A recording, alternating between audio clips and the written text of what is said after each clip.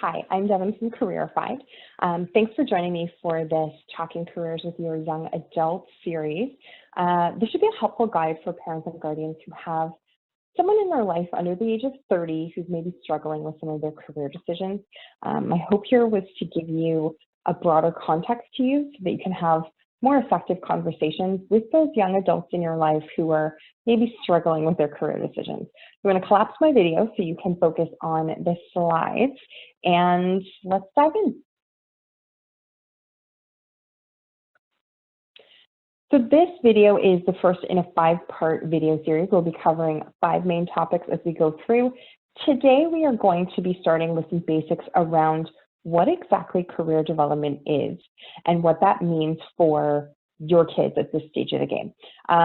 I'm a total nerd about this stuff, so I actually scripted myself to the hilt so that I would not get too in the weeds about this for you, because I can talk about it for hours, and obviously you can see from the video it's not as long as that.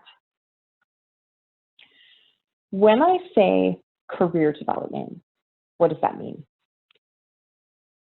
I want you to take 5 minutes today and jot down a few notes. Think about your own career journey. What have been your wins? What have been your, let's call them learning points?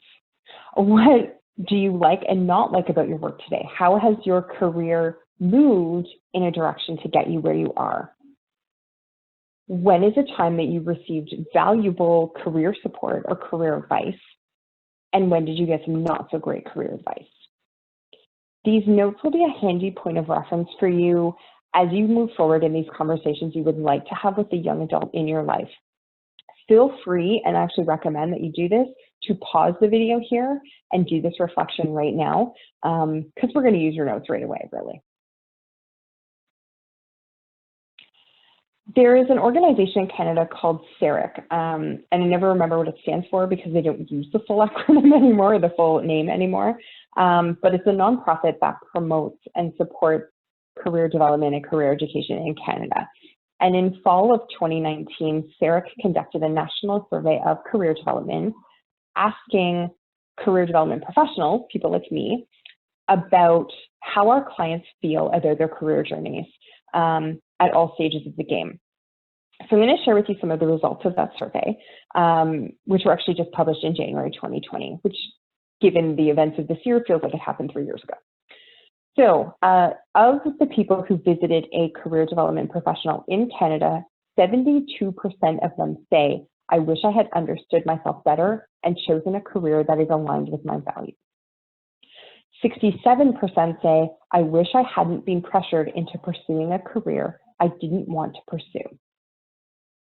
61% say, I wish I hadn't played it safe and let fear prevent me from taking a different career direction. And 59% say, I wish I hadn't narrowed my options so soon and been able to explore other careers. Take a look at the notes you jotted down about your own career path and think about how you want your kids to feel about their career choices 20, 30, 40 years from now.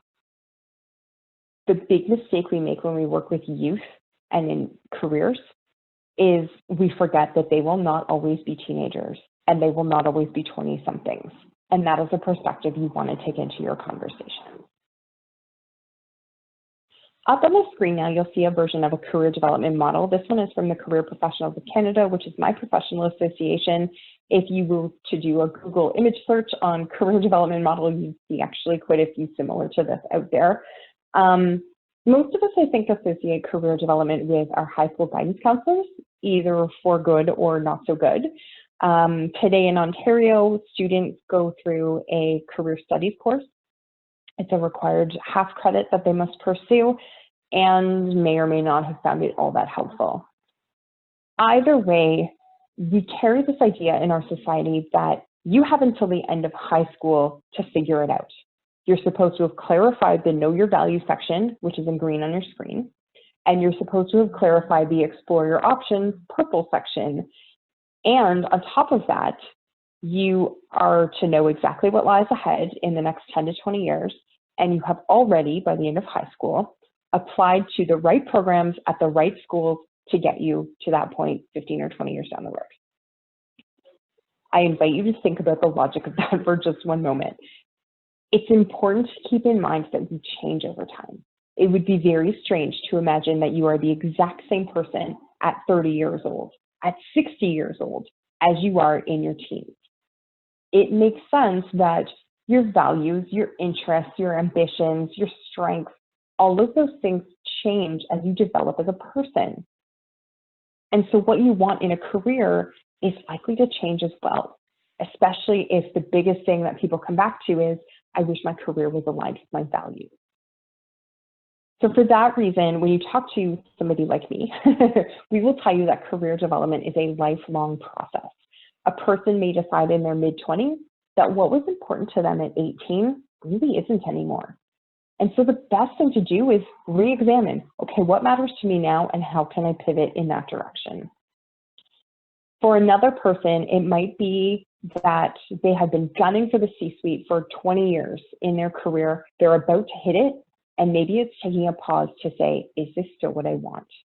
How is this promotion going to affect my relationships, my time outside of work, what I spend my time on, and am I willing to make those adjustments? And for yet another person, it might be that they realize pretty early on that they don't particularly like their work, but they have landed in a place where the hours are great, the pay is great, there are good benefits associated with the work. And so even though they don't love it, they're competent at it, they bring the best they know how to do into the work, and all those other benefits help them, you know, afford family vacations, save for retirement, buy the extra niceties, invest time in hobbies or in a side hustle that they do love. All of those things are part of lifelong career development. At the end of the day, the goal here is to be mindful and authentic about our career decisions so that we're not facing those regret times of our lives later on. So one way to do this wrong is to decide that the exploration process ends when you're 17 years old. That brings us to the end of this chapter of the video series. I did promise I would stay out of the weeds, and I think I did it. I will see you at the next video where we'll take a look at mindset and language. And until then, I will see you next time.